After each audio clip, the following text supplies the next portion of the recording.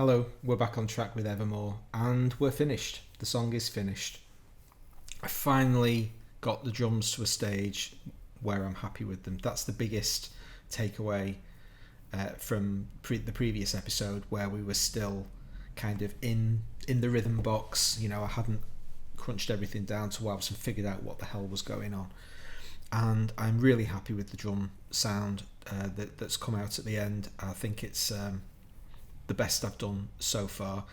The big level up in this episode, though, the discovery that I've made that is an absolute game changer, is that I had my effects ordering wrong on the vocals that I was processing, and I don't know how this has happened, but I suppose when you look back, you know, that's the whole point of wisdom, isn't it? You haven't got it till you've got it.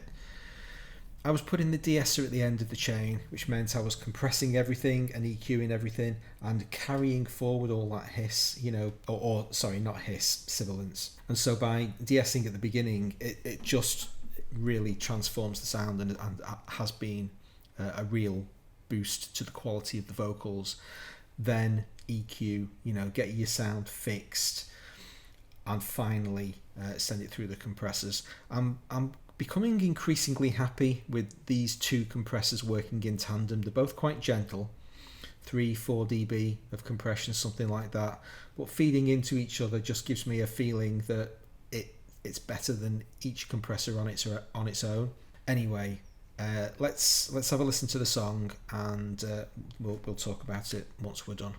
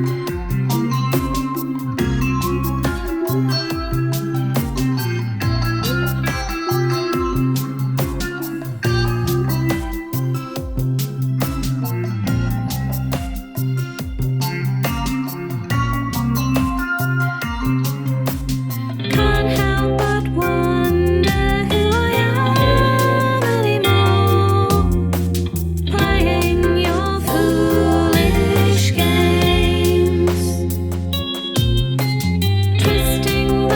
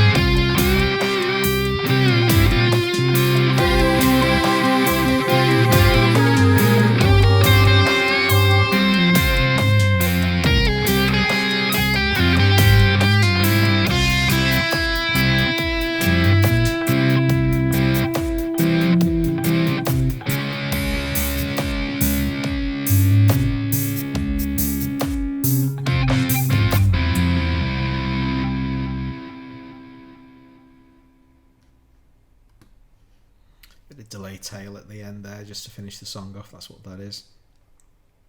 Yeah, that's as good as I can do. That's the best I've done so far. I think the stereo works well. The drums sit really well in the stereo field, and everything just seems to be kind of interesting and in its right place. I've just today reverted back to an old style of layout where I put all my buses at the end. I got sick of having to scroll through the song to find each of the buses. I want to be able to control them all from a single place, so I think I'm going to stick with this going forward.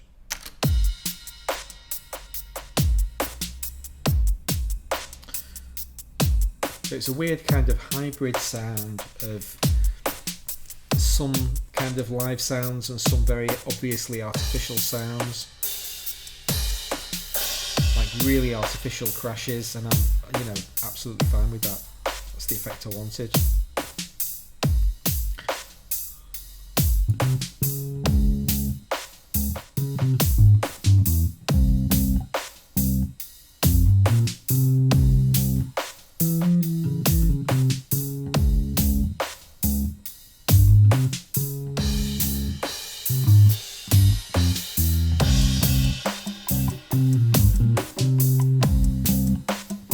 Loads of congas and bongos at the end.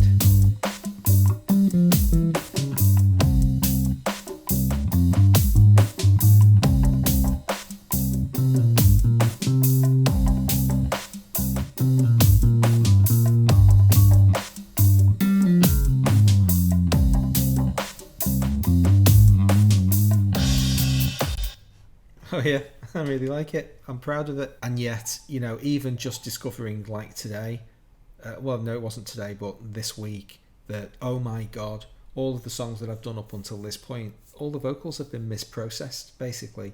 And it's just stupid. It's just, I don't know all of the things that I need to do in order to make myself sound good. And a lot of it is, I'm just having to watch stuff online. I watched a YouTube video where somebody talked about putting the de-esser at the front of the chain and why. And then it was like, well, bloody hell, yes, of course. But that's the whole point of, not knowing this stuff. The guitar sound itself, I battled with this solo, the bridge solo, to get it sounding the way I wanted. And in the end, again, I'm very pleased with the way it came out. Squelchy.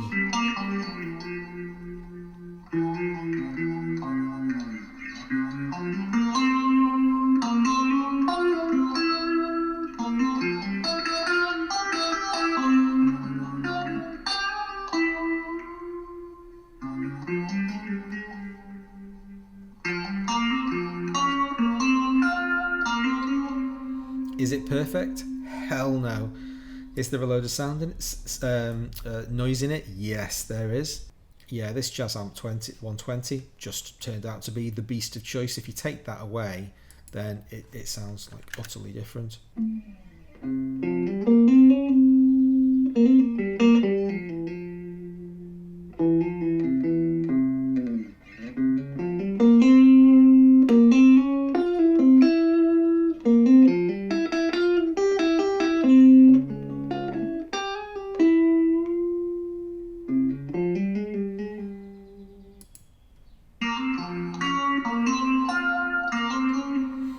So it's that thing that's accentuating all the noise.